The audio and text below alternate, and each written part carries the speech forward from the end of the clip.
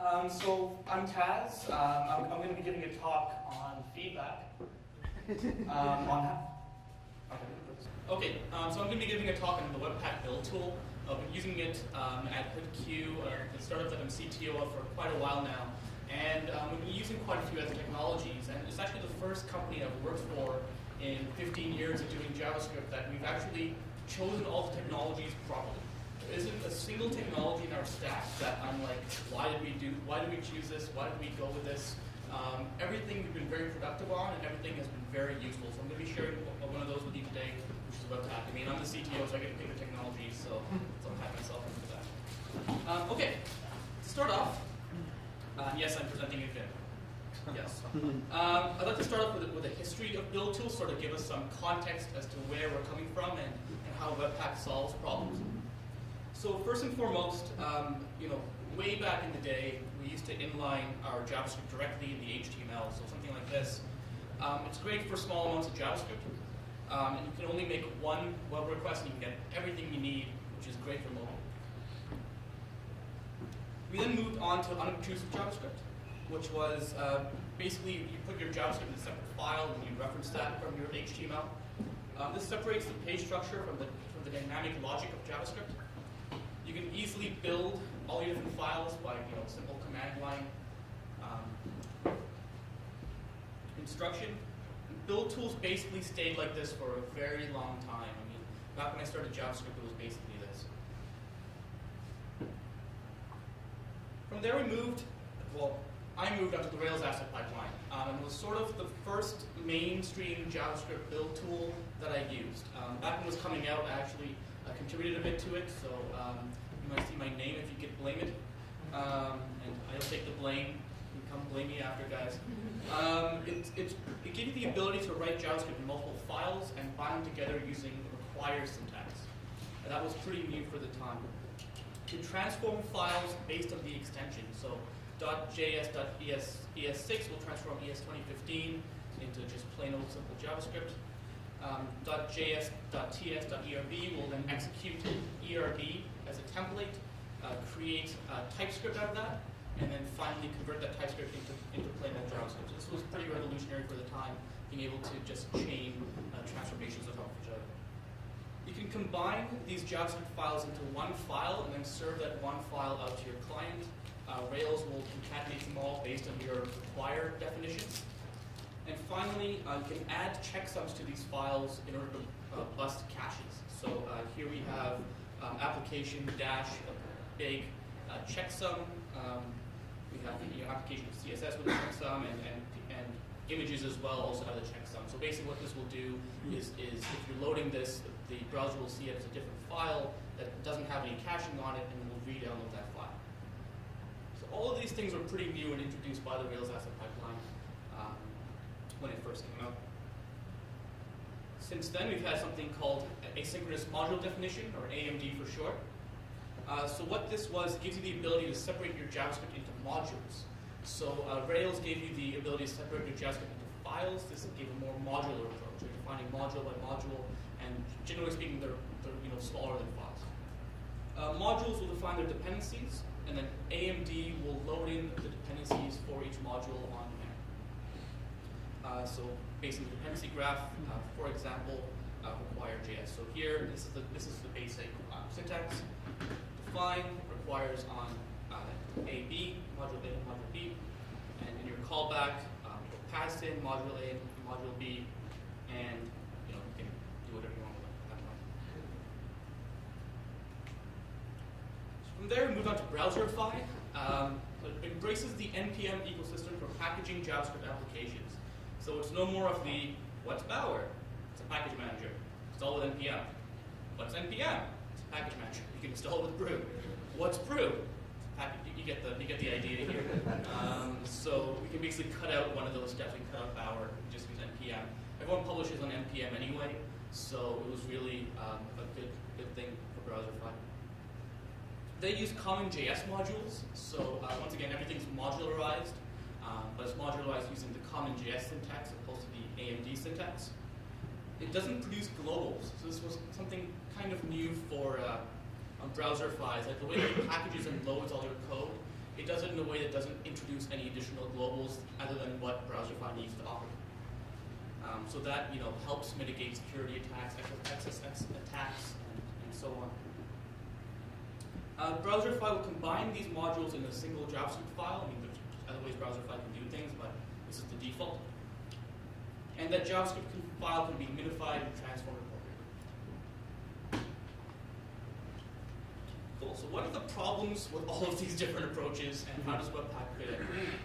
So first of all, the problem with inline JavaScript. It's great up to a certain amount of JavaScript.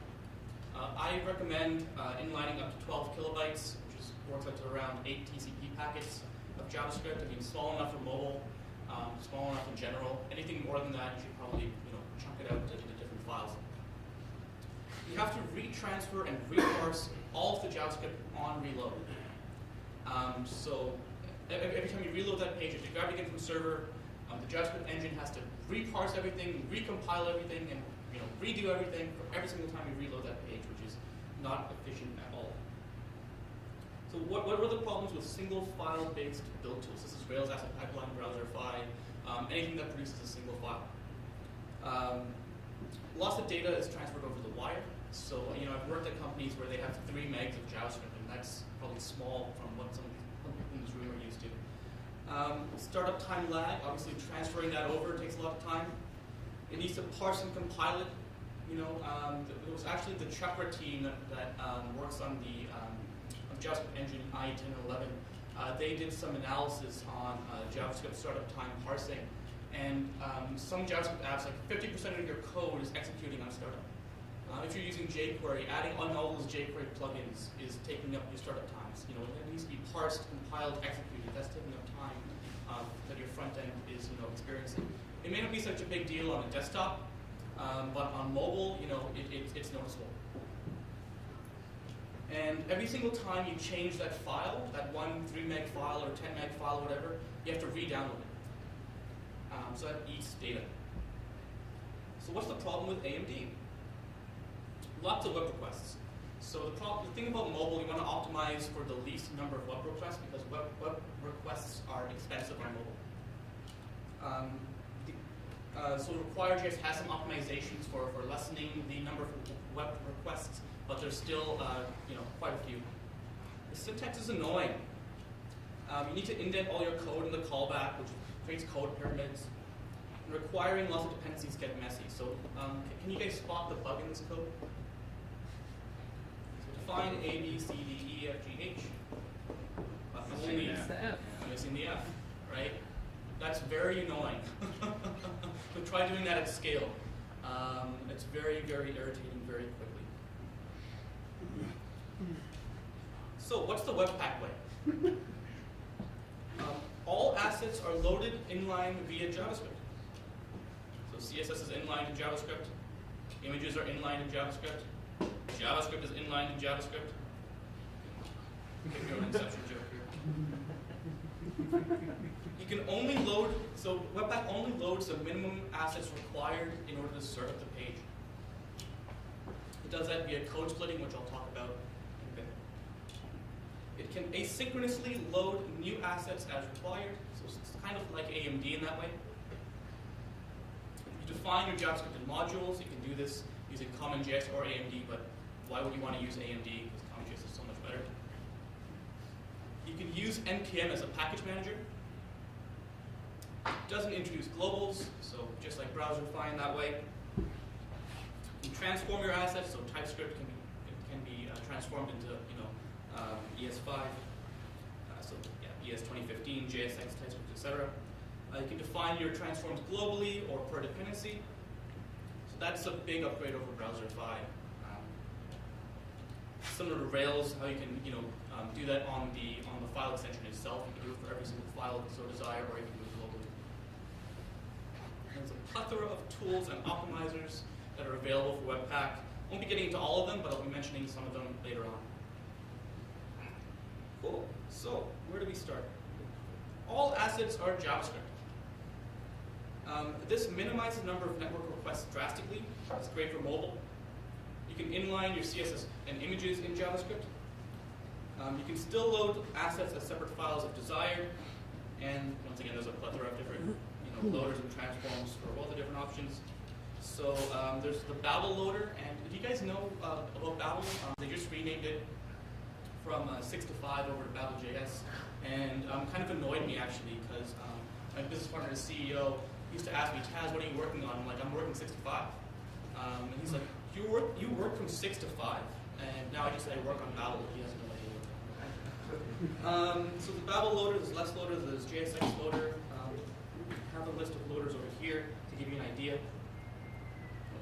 On the mobile loader. So you can get source maps, Cowsay, you can embed a Cowsay header if you want, so that gets back to the farm. CSV. You can. This is kind of cool actually. So this bundle can be used when you're loading in a bunch of different assets asynchronously. You can bundle them all together and send them over as one. SVG optimized loader, so you can optimize and press SVGs right in the build tool itself. You don't have to do a separate step for that. CoffeeScript, ESNext, Babel, LiveScript, SweetJS, all that fun stuff. All the templating engines you could think of, styling, translation, everything. It's all there. Cool, so what do I mean by this? So here's a few examples of how WebPack does this. Here's how we can insert CSS into the document globally. So here what I've done using the require syntax, I'm saying CSS loader and then load in this file. So that will then inject that into my HTML. This next one will actually optimize. So here we can see image optimization level 4. So I'm optimizing that PNG to an optimization level of 4, transforming that into a data URL, and then I can inline that in my JavaScript or my CSS as I desire. I can optimize SVGs equally as easily. This image loader is smart enough to know I'm loading in an SVG, so therefore optimize it. And here I can transform ES 2015 into ES 2009 by using Babel. So silly that they needed ES 2015. I mean, code splitting. All right. So we only want to load the minimum number of assets required. So that keeps the initial payload small. You can load the rest asynchronously, and you can define code split points in your app. So React will use these split points in order to create chunk space in your dependency graph. And it's, they have a lot of different optimizations if you want to optimize for smaller initial payload chunks or fewer web requests, so therefore larger chunks, or you want to optimize for smaller chunk sizes.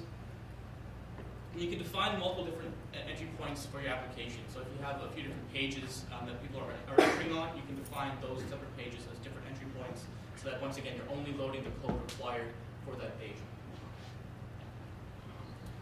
So here's an example of how we define a split point. We can use require.ensure syntax. I pass in module B. So what Webpack will do, it will load module B, but it won't evaluate it. And inside here, I have require module A. So now Webpack will know, okay, in this chunk, I'm going to group together module A and module B. I want to evaluate module A, but I don't want to evaluate module B.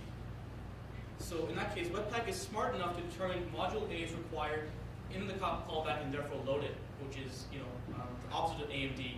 So basically here, Webpack knows, okay, I'm using this inside my split. Therefore, I need to load this as well. While AMD, I need to be, I need to define, I need to load that up front and then re-require that in my function. So if I want to, require another module here, I can do require module C, and it just works, right? I don't have to put that in my loader up top. Similarly, I can just remove this entirely, and that works perfectly fine. It will group these two together as a chunk and will load that asynchronously as a chunk. This is the syntax that I usually use. I just usually don't define anything in my array. It's a bit odd to me to load a module but not evaluate it, so therefore I don't ever use that function. I just do this and it works. Cool. So code splitting gotchas. Okay. CSS relies on global state. I love CSS. If CSS is managed by WebPack, and loaded asynchronously, depending on which pages you visit, what happens? So I have Canadian style sheets here, actually, not cascading. So in chunk 1, I have background color. Notice the U, spelled it correctly. It's maple. In chunk 2, I have my background color. Again, spelled correctly here. It's salmon. Okay, so scenario 1. Chunk 1 loads, and then chunk 2 loads. The background color is going to be salmon, right? Because like it relies on that global state of CSS to say, okay, maple was loaded first, and salmon was loaded next. Therefore, salmon overrides maple, right? What happens in the other scenario where chunk 2 loads first and then chunk 1 loads? It's the opposite, right? So this global state of CSS was really great in its inception, but when we're trying to manage very large JavaScript applications like we are today, trying to load code asynchronously like this can cause issues. So yeah, you can use the sorry if you're using Canadian style sheets, or the important if you're using CSS operator to set precedents. It's not recommended. I recommend just being a bit more specific about your selectors, so saying body.maple or body.salmon, and setting the class in your JavaScript. Because then obviously your JavaScript knows what page you're on, your JavaScript is able to manage that for you. Don't leave it up to CSS, leave it up to JavaScript.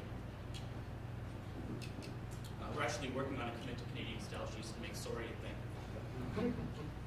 We can come up to one of our hack nights and works in IE6 and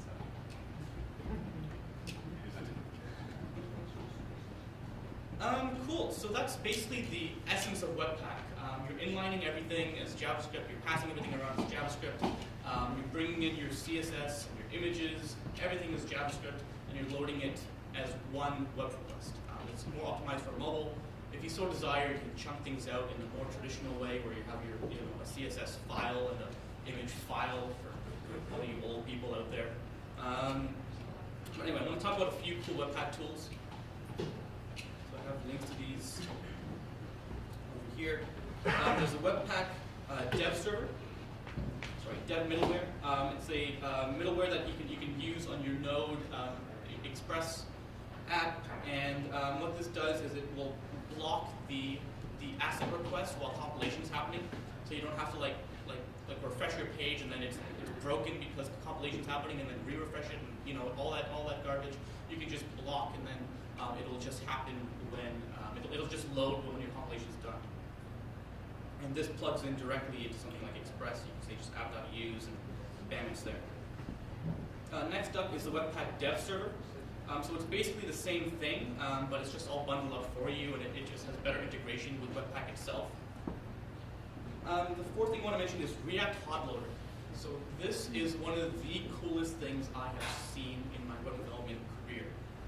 It's mind-blowing. So what this is down here, they have a React component. So they have a React component defined here, best.js libs, and the actual component is defined inside here. For those of you that aren't familiar with React, React has this state that manages the internal component state. And if you've ever used something like live reload in the past, you know that once you save your file, it will reload that entire page, and you're basically starting out from fresh. What React Hot Loader will do is it will save that state and transfer that state over to your new component. So you haven't actually lost anything. You're just working with new code.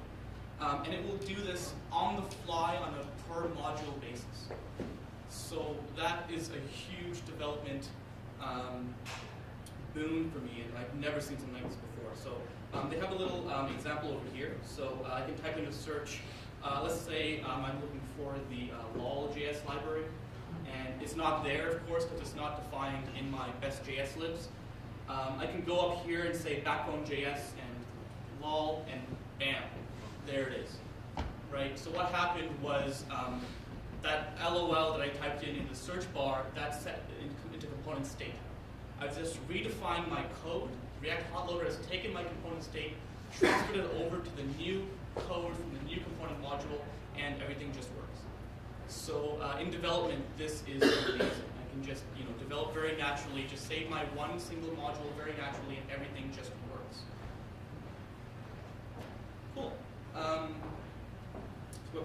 touch options for Browserify, React Hot Loader, and it can integrate nicely into existing tools such as Grunt, Gulp, Karma, Bower, if you want to use that, etc. So we'll talk about this comparison here. So this is a comparison between all the different build tools, so WebPack, JS Browserify, and JS NPM. It's basically your feature sheet that you have for your startup, where all your startup is all checked off, but everyone else, our competitors aren't. It's the same with WebPack, so you can see yes, yes, yes, all the way down. With manual configuration.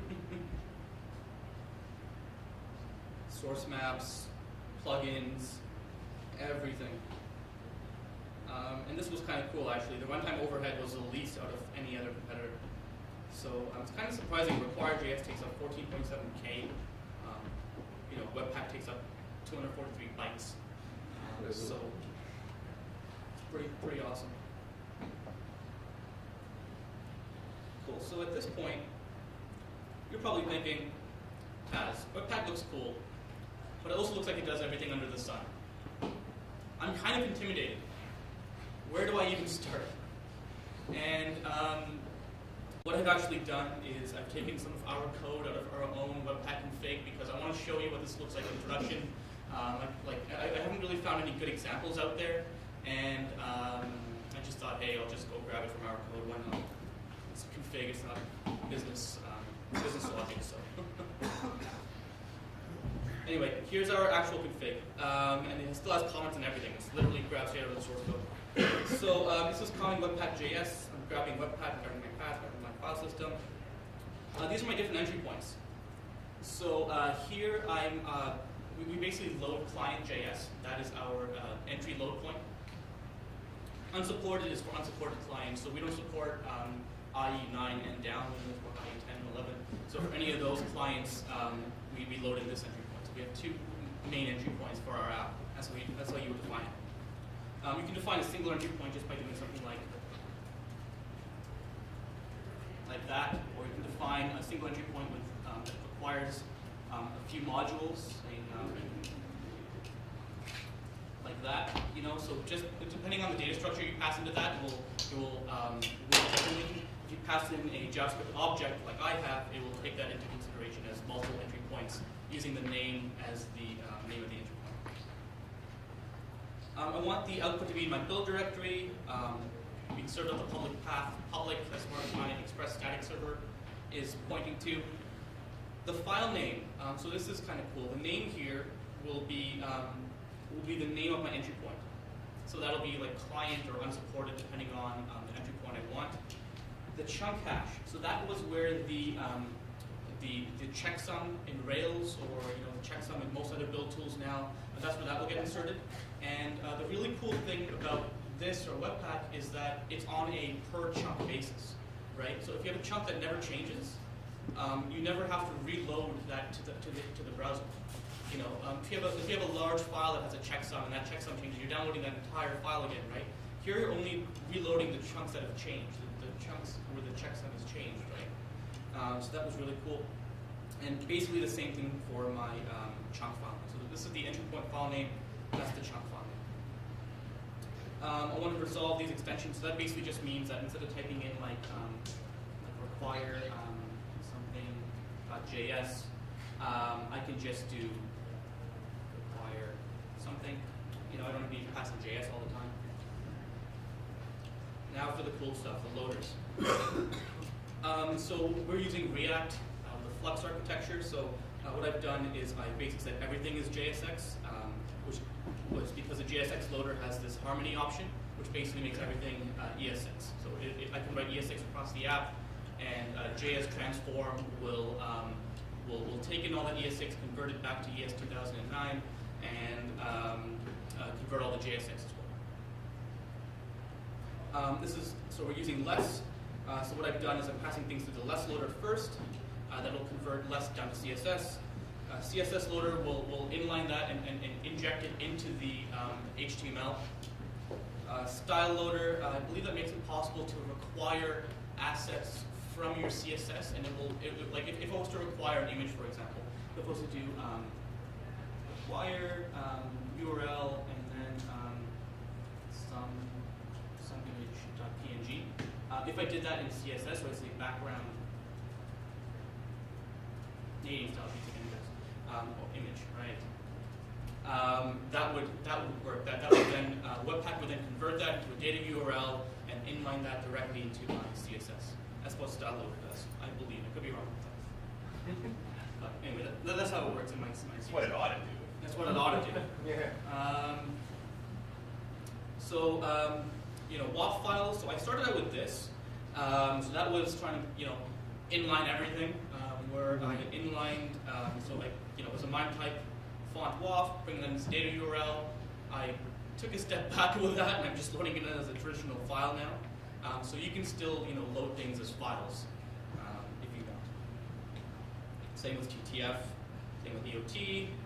SVG, we're loading that in as files. What I actually do, because we're using React, is I transform SVG into a React component using JSX. Since JSX is basically an XML to React converter, I'm just converting my SVG into React and just loading it through React. But if I'm loading in, so in that case, I'll have like a .svg.js extension, and that will get picked up by my JSX loader above. But if I do have a plain old simple SVG that I want to load as a file, then I can do that as well. I can also specify a limit on my data URI. So if my data URI hits that limit, it will then back up and then load it as a file as well. So lastly, in terms of my plugins, I have this one plugin here. So what this will do is it will take the Webpack's build statistics and then save that as a file, so that I know like the actual entry chunks and what they're called. As I mentioned above here, my the actual file names change based on this chunk hash, right? So I know that it's called my client chunk, but I don't know what the file is physically called, so I don't know what to put in my script src. So once I get these stats down here, that will tell me what that file is physically called, so I can actually load it. Optimize occurrence order. That optimizes the occurrence order of the modules themselves, so that the chunk hashes stay consistent. That was a gotcha, so I recommend using that line. It's funny actually. So Webpack, the way that I heard about it was through the Instagram guys. They're using Webpack quite extensively on Instagram, and when they were looking at different build tools, they said we want these properties of our build tools. We want as few web requests as possible. We want async loading. We want transformations. We want all these things. Is anyone doing this? And they actually found Webpack, and they sort of brought it into light. They sort of brought it into popularity. The guy that actually builds Webpack, he doesn't speak English very well, I found. So there's a few instances where he spells things wrong. So for example, he actually spelled occurrence with only one R for a long time. And so it's sort of that the HTTP referrer header, where the referrer only has one R, but HTTP, if you were to spell referrer, it actually has two R's in it, and it's a big headache if you ever done anything low level with HTTP. Same thing happened here, but anyway, just something to watch out for. If something's not working 100%, make sure you look at the spelling twice and copy and paste it out of the docs instead of just going by the English dictionary.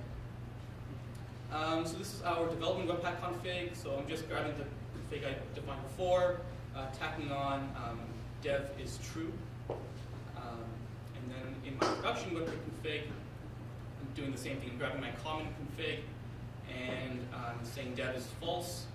I'm uglifying it. I'm deduping things. I'm saying my minimum chunk size is 248. I think that's bytes or kilobytes. I forget. Defining node end and so on and so forth. So the important thing here is this: if dev is false, in combination with uglify, is kind of cool actually. So if I do if dev, and then I say console.log, hey, right? In development, that'll be if true, right? And then in production, that'll be false. So what uglifier will do is it will see if false. It will see that bit of code never gets reached, and it will completely remove that. So any sort of developer logging that you have, any sort of console log messages that you have in your app, you can use a similar technique of defining that variable and then leave it up to Uglify or leave it up to your minifiers in order to just get rid of it. Will it also optimize at the if true? Will also, yes, it will also optimize out the if true. Yeah. It sees that as redundant, so Uglify will actually remove that. It can do some more. Uglify can do some more advanced evaluations and stuff. So if you have like time equals like 60 times 60 times 60, it will calculate that for you and minify that for you. So Uglify has like a few kind of cool evaluations and stuff built into it to give you the smallest file size possible. And really, that's what I wanted to talk about. So thanks.